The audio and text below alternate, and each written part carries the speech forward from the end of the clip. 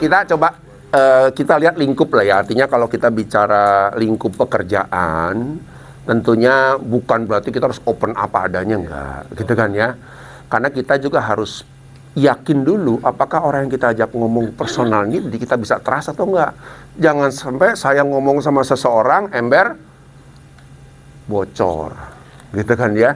Jadi mesti hati-hati. Even kalau saya sebenarnya kalau psikolog, karena saya S2 psikolog ya, itu sudah disumpah untuk membawa semua kisah dan cerita orang, masalah orang itu sampai mati, ya betul ya? Nggak boleh. Even di sumpah pun juga nggak boleh. Ya sudah, saya telan mentah-mentah, ya sudah saya pegang cerita orang per orang, ya ratusan orang yang pernah jadi klien saya, cuma diri saya sendiri.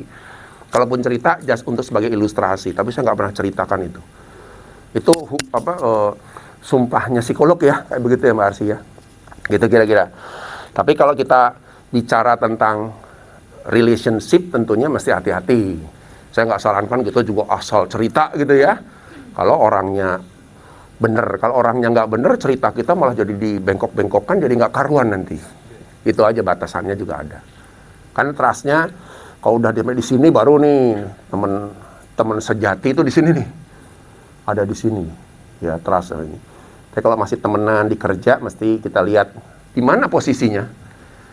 Kalau dia misalnya reputasinya tukang gibah, tukang gosip, jangan. Oh ini reputasi nggak bener nih, jangan. Udah pokoknya udahlah, nggak usah cerita-cerita deh.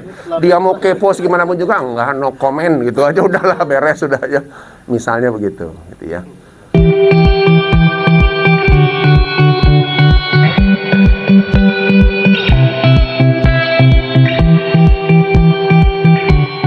Oke. Nah, ini 50.000 ya, bagus ya. Nah, mungkin kita yang tadi harus belajar juga. Orang otentik itu harus belajar berani bilang, sorry ya, gue lagi sibuk sekarang.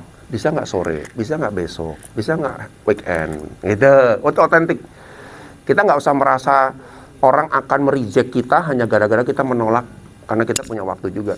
Jadi orang otentik itu menghargai hak privasi diri saya juga. Gitu. Ya, dan rasanya kalau kita ngomong apa adanya itu jauh lebih membuat orang ya mungkin kesal di awal ya, lu gitu aja nggak bisa diajak ngomong sih, masa sore ini misalnya gitu ya. Cuman sesaat, tapi someday dia tahu, oh kalau yang namanya Mbak Anissa itu orangnya disiplin, dia akan mendengarkan cerita saya kalau ada waktu, dia nggak ganggu lagi.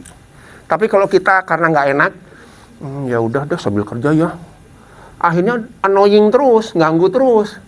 Karena dia ngelihat kita nggak tegas. Boleh nggak sih gue cerita di jam kerja? Boleh nggak cerita saat ini? Gitu. Orang otentik harus berhasil bilang no. Pak Dhani ngalamin tuh ya. Kan punya partner yang penuh dengan derita diri gitu kan ya. Dia selalu ngomong, Mas Dhani, gue mau cerita nih ya. No, sorry, gue lagi kerja. Nah, dan itu tegas.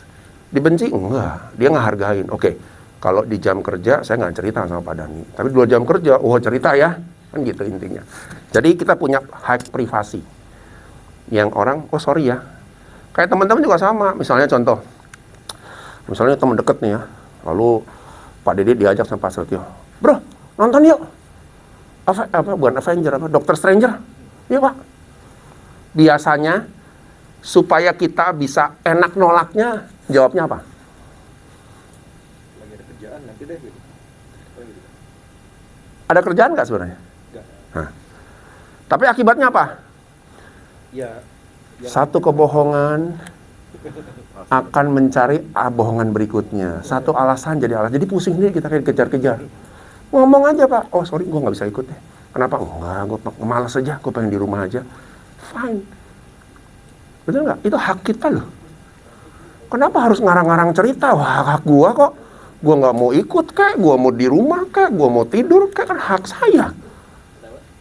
Nah, tinggal belajarlah say no dengan sopan tentunya ya. Sorry Pak Satrio, gue lagi malas nih. Enggak, gue mau refreshing aja nih. Mau di rumah aja nih, banyak kerjaan. Bukan kerjaan, beres-beres rumah nih. Udah fine. Pak Satrio juga udah begitu, nggak akan nyoba-nyoba lagi begitu Bapak suatu hari ngomong no. Oh ya sudah, gue pergi sama teman-teman ya. Udah, nggak ada rasa tersinggung, nggak ada rasa marah. Authentic personality. Gitu kira-kira. Ya, say no. sorry, boleh nggak kalau weekend, lu boleh nelfon gue deh, WA call atau apa deh, tapi sekarang boleh kerja, sorry nih, gitu. Tapi yang nggak enak tuh apa? Reaksi ketika orang ditolak. Tapi cuman awal, Pak. Mana saya pernah jadi HRD dulu satu, ya. Saya nggak pernah janjiin apa-apa. Kan orang sering datang tuh dulu. Andres, gimana nih? Masa gue nggak ada gaji nih? Usulin dong. Nah, kalau HRD yang dulu, sering bilang gimana? Nanti upayakan. Nah, kata yang mematikan itu. Lah bener dah? Akibatnya apa? Kejar terus. Datang lagi, Pak, gimana Pak? Usulan saya, iya sebentar nih, belum nih, gue lagi sibuk. Besok, datang lagi. Saya nggak mau. Saya bilang, oh nggak ada kebijakan usulan, nggak ada. Saya hanya akan menjawab iya, kalau 90% sudah pasti oke. Jadi saya usahakan di belakang tuh. Ngomong sama dia, tapi bilang enggak.